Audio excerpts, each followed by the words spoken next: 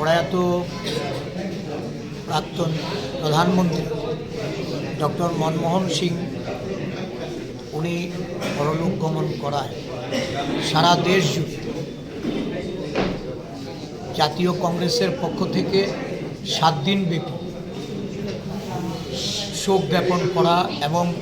ওনার বিদেহী আত্মার সদ্গতি কামনা করে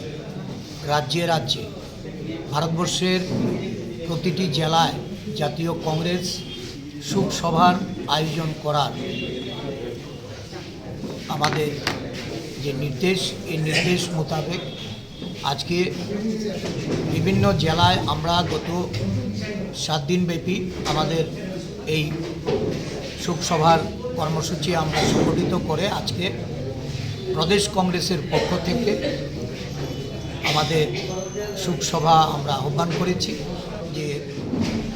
ভারতবর্ষের জনগণের প্রতি যে অবদান, এই অবদানকে স্বীকার করে ভারতবর্ষের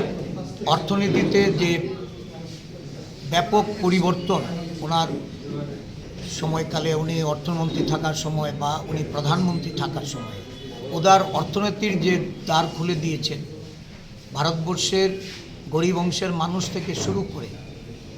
সরকার পরিচালনা করার ক্ষেত্রে বা ওনার যে প্রশাসনিক দূরদর্শিতা,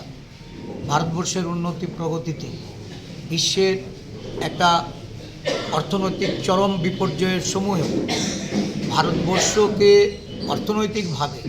তার মেরুদণ্ডকে সোজা রেখে দেশের সমস্ত অংশের মানুষকে নিয়ে উন্নয়নের পথে যেভাবে উনি অগ্রসর হয়েছিলেন,